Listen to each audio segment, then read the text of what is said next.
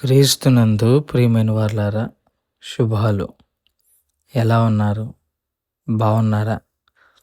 నిన్నటి దినము ఎలా గడిచింది? ప్రభువుకు మహిమకరంగా జీవించారా? జీవించినట్లయితే ఆయనకు స్తుతులు. లేని ఎడల ఆయన మనల్ని క్షమించునుగాక. నేటి దిన ధ్యానాంశము యోహాను సువార్త 5వ అధ్యాయము 21వ వచనం. యోహాను సువార్త 5వ అధ్యాయము 21వ వచనం. తండ్రి మృతులను ఎలాగు లేపి బ్రతికించునో అలాగే కుమారుడును తనకు ఇష్టము వచ్చిన వారిని బ్రతికించును. దేవుని వాక్యాన్ని మన వినికిడిలో దీవించి ఆశీర్వదించునుగాక. క్రైస్తవులకి మాత్రమే ఉన్న నిరీక్షణ, ఇతరులకు లేని నిరీక్షణ ఏంటి అని అంటే, మనము తిరిగి బ్రతుకుతాం. మనకున్న నిరీక్షణది. మనము తిరిగి లేస్తాం. మనకున్న నిరీక్షణది. చనిపోయిన తర్వాత కూడా మనము తిరిగి లేస్తాం.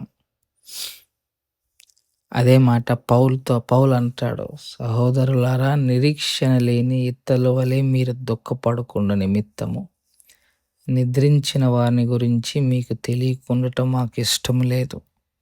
యేసు మృతి పొంది తిరిగి లేచినని నమ్మని ఎడల అదే ప్రకారం యేసునందు నిద్రించిన వారిని దేవుడు తనతో పాటు వెంట పెట్టుకొని వచ్చును అని అంటాడు. అంటే మనందరం చనిపోయినా మనకున్న నిరీక్షణ ఏంటే, మళ్ళీ తిరిగి బ్రతుకుతాం. దాని గురించి ఇక్కడ ప్రభు మాట్లాడుతున్నాడు. మృతి చెందిన మృతులను తండ్రి ఎలాగైతే బ్రతికిస్తాడో, కుమారుడికి కూడా ఆ అధికారం ఉంది. ఆయనే బ్రతికిస్తారు. తెస్సలోనికీయులకు రాసిన పత్రికలోనే ఆర్భాటముతోనూ ప్రధాన దూత శబ్దముతో ప్రభువు వచ్చినప్పుడు, అంటే ప్రభువు వచ్చేటప్పుడు ఆయన వారిని, తనకు నచ్చిన వారిని ఆయన బ్రతికిస్తారు. ఇది ఈ చదవబడిన లేఖన భాగం యొక్క సారాంశం. ప్రియమైన వారలారా, ఈ లోకంలో ఎన్ని సుఖాలతో బ్రతికావు, ఎంత ఆధిక్యతతో బ్రతికావు, ఎన్ని హోదాలు కలిగి బ్రతికావు అన్నది కాదు ఇంపార్టెంట్. ఇక్కడ ఇంపార్టెంట్ అల్లా ఒకటే, దేవునికి ప్రత్యేకించి ప్రభువుకి ఇష్టమైన వారముగా జీవించామా లేదా అన్నది ఇంపార్టెంట్.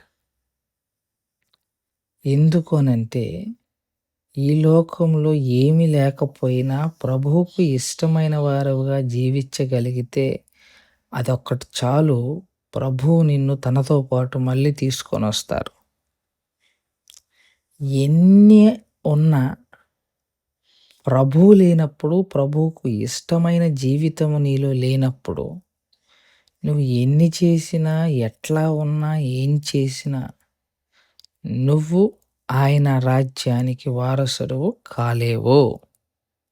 ఇది తథ్యం. ఈ విషయాన్ని ఎప్పుడైతే మనం గ్రహించి, గుర్తించి ఆయనకు నచ్చినట్టుగా, ఆయనకి ఇష్టమైన వారముగా జీవిస్తామో, ప్రభు అప్పుడు మనల్ని హెచ్చిస్తారు, బలపరుస్తారు. తన రాజ్యంలో మనల్ని జ్ఞాపకం చేసుకుంటారు. ఆయనకి ఇష్టముగా ఉండటం అంటే ఏంటి? విశ్వాసము లేకుండా దేవునికి ఇష్టలై ఉండుట అసాధ్యం. సో ప్రభువుకి ఇష్టమైనది కొన్నే. అందులో ప్రధానమైనది విశ్వాసం. అంటే నువ్వు రక్షణ పొందిన తర్వాత నీకు అనుగ్రహింపబడిన విశ్వాసము ఏ విషయంలో కూడా దిగజారకూడదు. ఏ విషయంలో కూడా అది పడిపోకూడదు.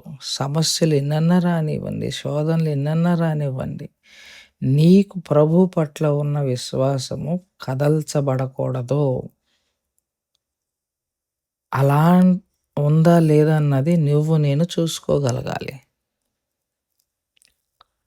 ఈ ఉదయకాల సమయంలో దేవుని వాక్యమును బట్టి మిమ్మల్ని బ్రతిమాలాడుతున్న విషయం కూడా అదే.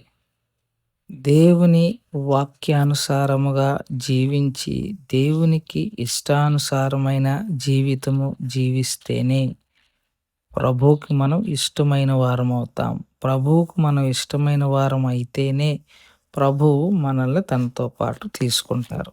లేకపోతే లేదు. నువ్వు ఎంతన్నా చెయ్యి, ప్రభువా ప్రభువా అని అరువు, గోల చెయ్యి, నీ ఇష్టం. ఎంత గోల చేసినా ప్రయోజనం ఉండదు. ఆయనకి ఇష్టలుగా ఉండాలి. ఆయనకి ఇష్టమైన వారముగా ఉండాలి. ఈ విషయాన్ని నీవు నేను గ్రహించగలగాలి. అలాగ గ్రహించగలిగిన రోజున దేవుడు నిన్ను హెచ్చిస్తాడు అని మనం చేసుకుంటూ ఈ మాటలను ఇంతటితో ముగించుకుంటున్నాను. దేవుడు దీవించి ఆశీర్వదించునుగాక.